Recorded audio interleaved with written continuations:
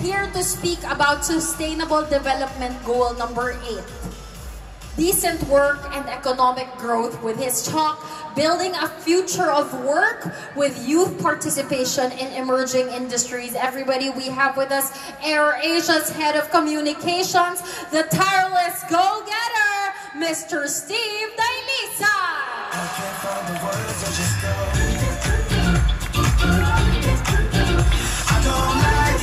Hi, Mika! Hi, Steve! Parang feeling ko magko-co-host na lang ako sa'yo. Why not? But the floor is yours. I will join you in such a short Thank you. while. Keep inspiring.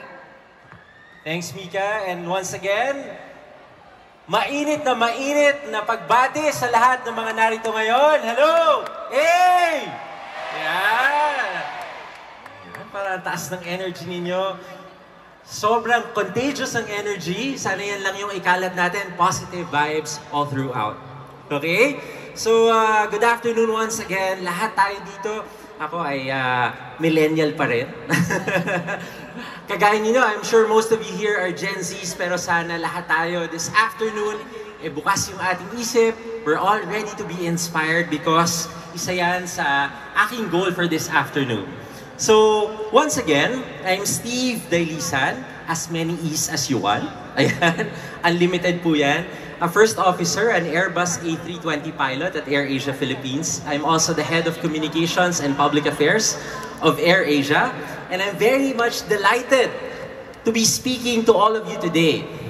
As the most dynamic, fluid, and vibrant sector of the society, kayo pong lahat, the youth of today, whom we call the Gen Alpha. Siguro wala pang Gen Alpha dito, no? Born on the 2010 ba? Hanggang 2025. Sino mga Gen Zs? Ang hina ng energy ng Gen Zs. Gen Zs! Woo! Ayan. Millennials. May mga millennials ba dito? Ayan, the ones in front. Ayan, yung mga Gen X. Siyempre, hindi mo na sila magpapakita. Ayan. But you are in a very unique position to absorb and learn as much as you can as you prepare to be the next generation of leaders. Towards the end of this presentation, huwag kayong mag-alala. I already talked to one of the organizers. Sabi natin, may nakalipad na ba ng AirAsia dito? Baka may makalipad sa inyo ng AirAsia tonight, no? Pwede. Because it is my goal to impart a few tips that may help you as you find your way. Of course, in the future, when you join a company, climb the career ladder or even set out for your own individual goals. Pero bago po yung tips, may gusto lang akong itanong sa inyo. Sino dito minsan yung nangarap na maging isang doktor? Sige nga, may see your hands. Doktor, maging lawyer. Ayan, ang dami. Engineer. Ang dami. Accountant. Maging artista. Sabi na eh. Maging sikat na influencer. Nako. Ang dami. Ang dami. Sabi nga nila, talagang limitless. Wala pong limit ang mangarap. You know, when I was young, I never dreamt of becoming a pilot or maging journalist. Hindi ko po talaga pinangarap yon. Ang pangarap ko noon, maging isang accountant. You know why? You ask me why. Kasi gusto ko pong magbilang ng maraming pera. Yung maraming zeros. Yan. Siyempre, lahat naman tayo, di ba? Pero gusto ko rin maging engineer. Kasi gusto kong sundan yung yapak ng aking yumaong ama. My late father, who's also an architect. And build structures. Ang kaso, when my parents separated, when I was 7 years old, we had to move from one province to another. Mula po Luzon, Visayas, hanggang Mindanao. Kaya marunong ako. May mga Bisaya ba dito? Kinsay ka ba lang mag-Bisaya? Makasulti, bisdak? Ayan. So marunong ako Cebuano, Hiligaynon sa Aklan. Yan po yung hometown ng aking tatay. At mag-Chabacano. Chena Chabacano aquí. Sabi ustedes conversa Chabacano? Meron ba? Meron. May mga taga-Zamboanga rin. Alam niyo po, gaya ng siguro may ilan din sa inyo, malatele serye rin yung buhay namin. Kasi nariyan yung experience namin na napalayas kami sa bahay na tinutuluyan namin, yung mga tinitirhan naming mga kamag-anak, halos hindi na kumakain. In short, dinanas po talaga yung hirap. My siblings and I were left to fend for ourselves. Pero despite all that, as a kid, merong isang bagay po na hindi nawala sa akin. Ask me why again. Yan. Kasi tingin ko po, yun lang yung bagay na meron ako. At yun ay yung mangarap. Just to dream. Yun lang po talaga ang merong naiwan sa akin. Of everything that I lost when I was a kid, naiwan po sa akin yung pangarap. But before I move further, I have outlined 3 key objectives and hopefully by the end of this talk, masatisfy po natin yung objectives na yun. Can we? Yan.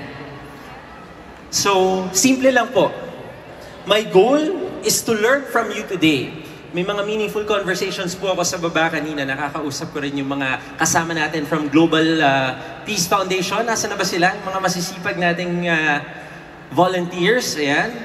My goal is to learn from you today. Perhaps the things I will say here, hindi na po ito bago sa inyo. But I hope I also make sense today so that it becomes a two-way process of learning. And I would really appreciate your participation to make it more lively and fun. Okay po ba kayo doon? Yeah. And as we end the talk, I hope you get to share whatever you've learned from me, hopefully, to your colleagues, to your friends over a cup of coffee, or syempre sa ating mga pamilya. Pag-uwi po natin sa mga bahay. And by doing that, I pray that you inspire at least one soul through sharing. And that there may be change, kasi yun naman ang gusto natin. Change in perspective, or ultimately, inspire that person to do the same para meron pong multiplier effect. Tong learn, share, and inspire. Napakadali lang po, di ba? Parang wala. Parang hindi kayo nadalian ah. Ayan.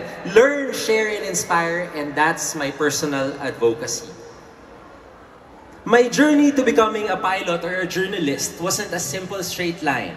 I faced significant hurdles right from the start because I come from an underprivileged family.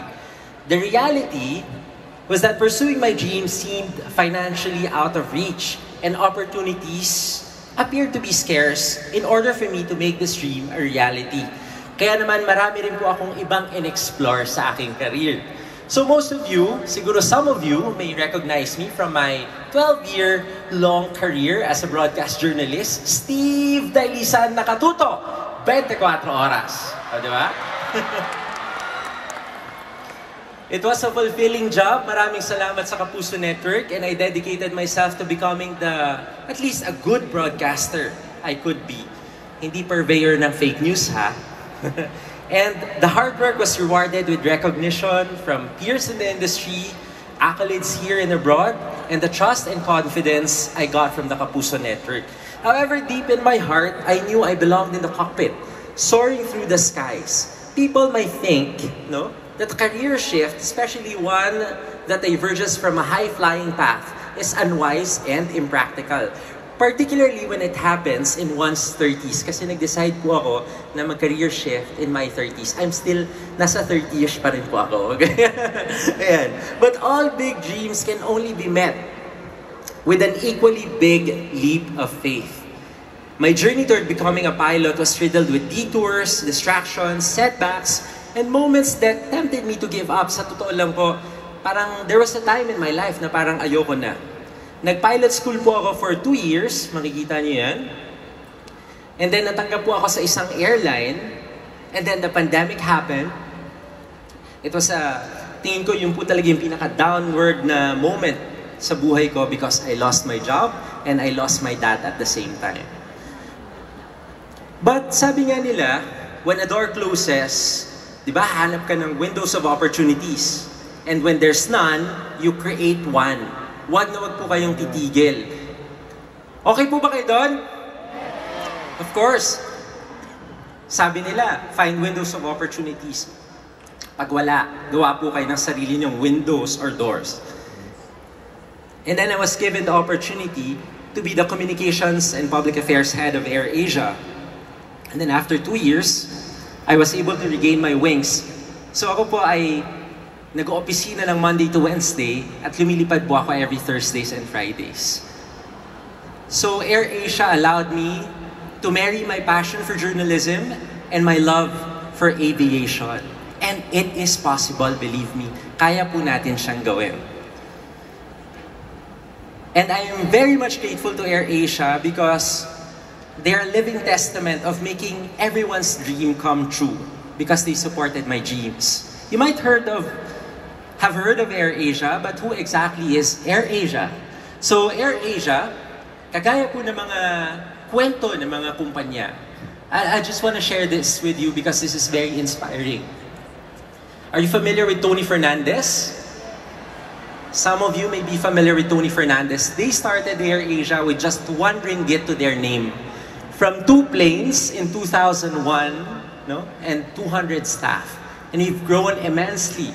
Right now, we are flying almost 200 aircraft across ASEAN. And we now fly to 165 destinations across Malaysia, Thailand, Indonesia, Cambodia, and of course, the Philippines.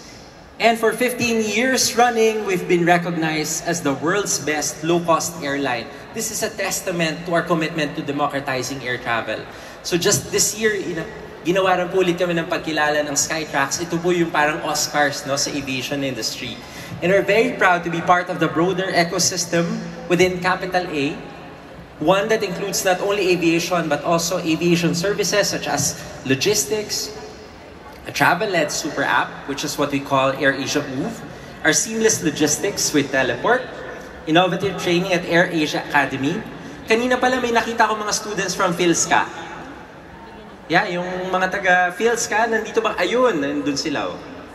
Diba? Or booking your travel itinerary through AirAsia Move. Our guests are supported by a suite of services that make their journey smoother and seamless. And every pillar of Capital A works together to enhance what we offer at AirAsia, ensuring our guests experience the best, most accessible travel services available. But guys, people are at the heart of everything we do. Our purpose is really to connect everyone and transform lives. During my pilot interview, I was asked, Steve, ba't ka nag-career shift? Bakit gusto mo maging piloto? And then my answer was very simple. Coming from a broken family, sabi ko sa kanila, I want to be an instrument to happy reunions. Kasi every time dati na lumilipad, naiiwan lang kami na kami lang, ay sobrang saya ng pakiramdam ko pag nakikita akong may parating na eroplano. And that means reunion. And I think lahat ng reunions, kahit na minsan pupunta ka sa kamag-anak mo na namayapa na, it still is a happy reunion. Do you agree with me? And I want to be part of that. More than just bringing people to places, I want to be part of happy reunions. And that's my #1 motivation as a pilot. But AirAsia is about bridging gaps through accessible flight services, creating opportunities, connections for people, and bringing ASEAN closer together. We serve not just those who are already within reach, but also the underserved. As a pioneer low-cost travel, making sure that no one is left behind. And since 2012, AirAsia po has been on a mission to democratize air travel in the Philippines. Back then, we connected Filipinos to just 7 destinations. Fast forward to 2024, that number has nearly quadrupled with 27 destinations, both domestic and international. And that's just for AirAsia Philippines. We've expanded from key cities like Manila, Cebu, Clark, to reach more Filipinos in places like Roa City, Bacolod, Cagayan de Oro, and we've expanded also our ASEAN connection, including Bangkok and North Asia. So Seoul, Osaka, Tokyo, very soon we'll be flying to Nagoya. But what comes to your mind when you hear ideal company culture? Kasi I'm sure most of you, may mga 4th-year students na ba? Graduating students? Meron na? May mga mag-graduate na dito? Because I'm sure ito yung isa sa mga tanong ninyo. For young generations like you, perhaps it's all about work-life balance.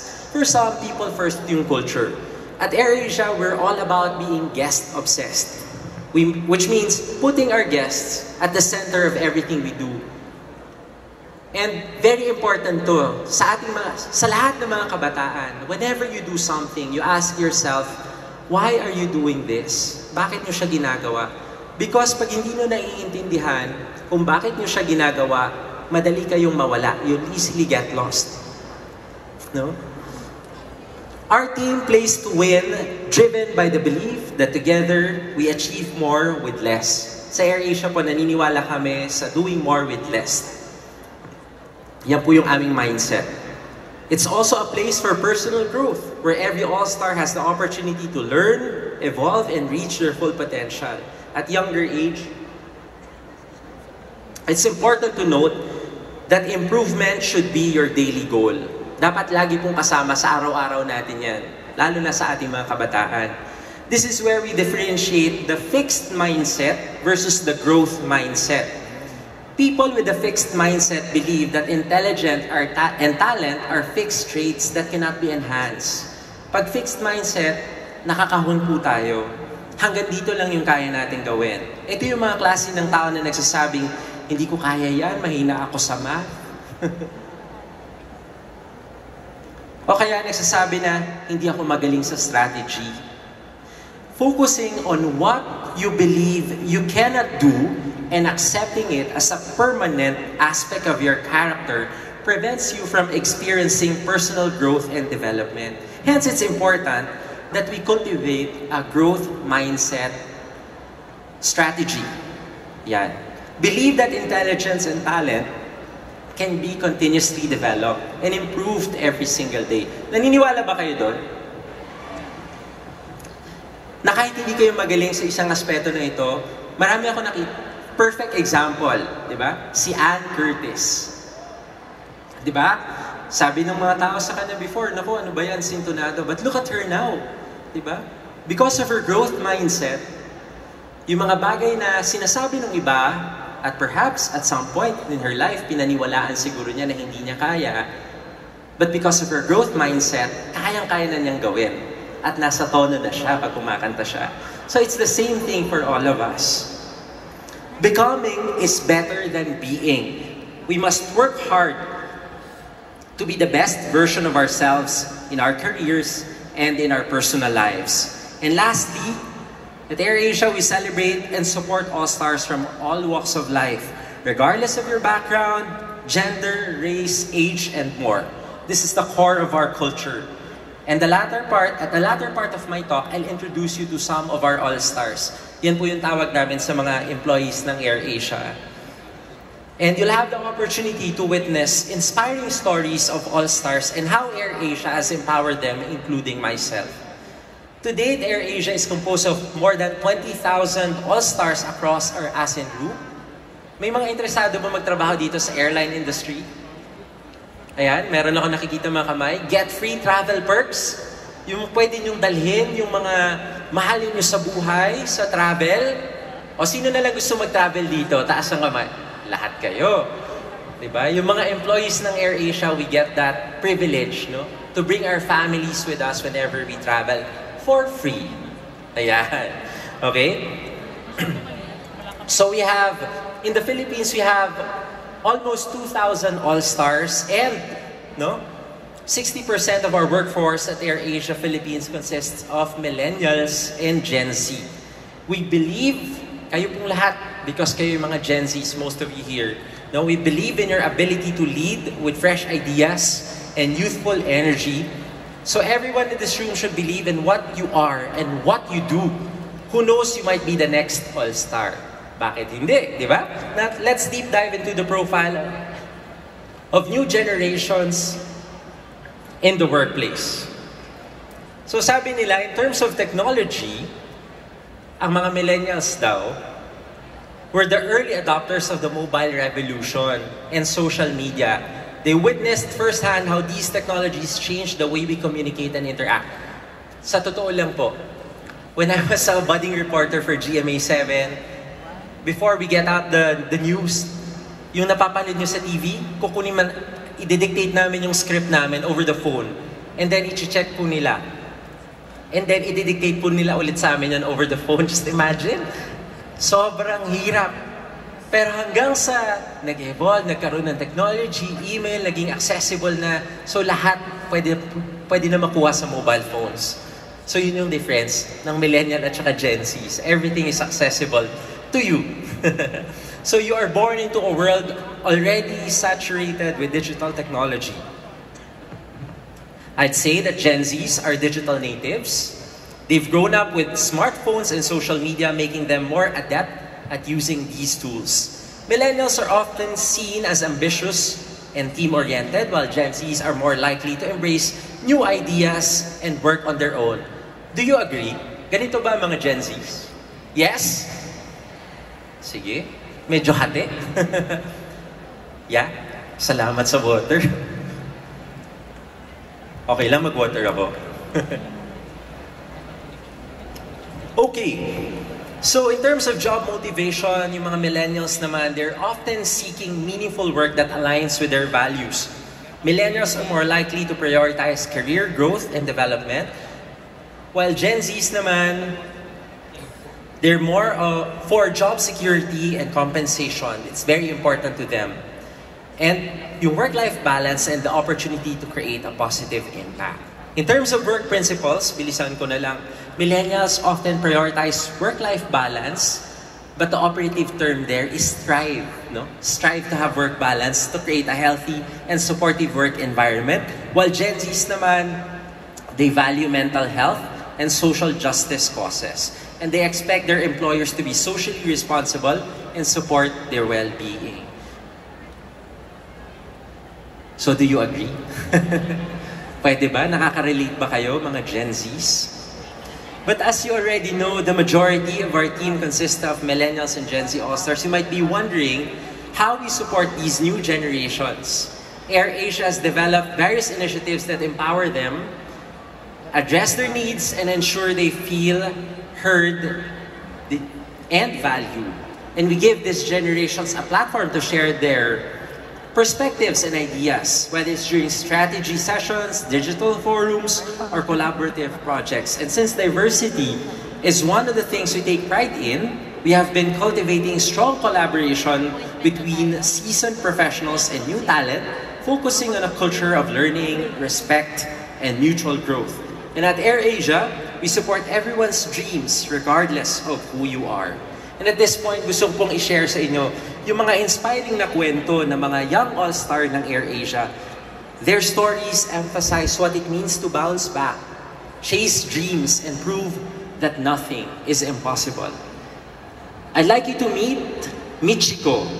So Michiko is one of our cabin crew. Michiko has vitiligo, a long-lasting chronic autoimmune disorder that causes patches of skin to lose pigment or color. Di ba yung iniisip natin, meron tayong standard for a cabin crew pag nakikita natin. But si Michiko has been with us for 7 years. And we're very much committed to supporting her in pursuing her dream of becoming a cabin crew. So ngayon, nabe-break na yung barriers. Wala na yung mga stereotypes na ito lang yung pwedeng mag-succeed. Because Michiko is a living proof of that. We also have another all-star, si Jasmine, who started as a cabin crew at AirAsia when she joined in 2017. Today, she's an Airbus A320 first officer, a pilot, in a male-dominated industry. Jasmine has broken stereotypes, proving that women can excel as pilots. May gusto ba magpiloto dito? Oh, meron din, ha? And lastly, we have Earl. Ito si Earl. He began working at the age of 16. While juggling part-time work and school, as a breadwinner, he faced numerous challenges. But he's now fulfilling his dreams one day at a time with AirAsia. Ang daming struggles din sa buhay ni Earl. Nag-fast food, nag-crew sa isang fast food company. Pumasok din siya, nag-part-time din sa isang call center. Maraming pinasok just to be able to finish college. But now, he's part of AirAsia. Hindi na po ako lalayo. Kagaya halimbawa ako,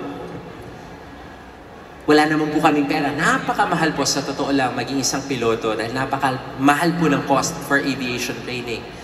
Pero lahat po ng bagay kayang pag-ipunan. Kahit pa sabi nga nila, there's no secret formula to becoming successful. No? You can either take a left or a right in your career, no? And still be able to reach your dreams for as long as you are certain of your destination.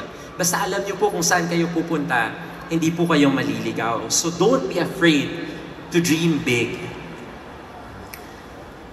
And as All-Stars, we're guided to create initiatives and programs that also reflect our core values. Making a difference is a core value we apply in all of our efforts. Of course, supporting kids with cleft lip and cleft palate through Operation Smile Philippines, our bayanihan efforts, and of course, we're very proud that AirAsia has more than 100 reservists, Philippine Air Force reservists, na laging handang tumulong in times of calamities. But as we wrap up today, I want to leave you with, kasi sabi nila, hindi ko makakalimutan. Sabi ng mommy ko noon, sabi niya, anak, hindi ka pa pwedeng kumawala hanggat wala ka pang pakpak. You need to earn your wings. And for me, ito yung wings na kinakailangan nating ma-earn sa buhay natin. Work hardest for the things you love most. Kung gusto mo maging isang accountant, gusto mo maging isang doktor, magsumikap ka. Kung gusto mo maiangat yung pamilya mo from all the hardships, sa lahat ng hirap sa buhay, magsumikap ka. Yun lang yun. Work hardest for the things you love most. Again, improvement should be a daily goal. Dapat, huwag tayong papayag na sa isang araw, wala tayong isang maganda at bago na makikita sa mga sarili natin. At huwag tayong matakot to welcome something new sa buhay natin. Kasi change is constant, no? So never be afraid of new. And of course, you need to grow your personal brand. One that is credible. Kasi at the end of the day, ako po, sa totoo lang, wala naman po akong yaman liban sa pangalan na merong ibinigay sa akin ng parents ko. So yun lang po. Work for your name, and for your credibility, build your personal brand. Kasi pag nag-join po kayo ng workforce eventually, ang tanong sa inyo, si Steve masipag ba yan? Si Steve tamad ba yan? Diba? So you're growing your personal brand. Doon po tayo natatandaan. At habang buhay, at kagaya nung sabi ni Sir Peter kanina, pagtandaan natin, pag kayo tumanda rin, pag tayo nagkaroon din ng edad, ang tanong sa atin, ano ba yung naging kontribusyon natin? Ano ba yung ambag natin? Diba? Hindi man siguro sa pangkahalataan sa buong bansa, you could become the next president, diba? Masalimuot man ang buhay na yon, no? But at the end of the day, ang tanong natin, ano ba yung naiambag natin kahit sa community natin? So grow a personal brand, and success should be viewed as a continuum. Hindi po dapat natatapos, hindi po siya dapat napipigil, at huwag po kayong papayag the youth of today na merong hahadlang sa mga pangarap ninyo, because you are limitless.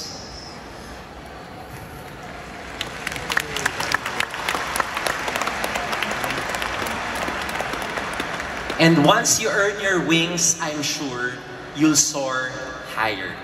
Magandang hapon at maraming salamat po. Maraming salamat, Mr. Steve Galisan.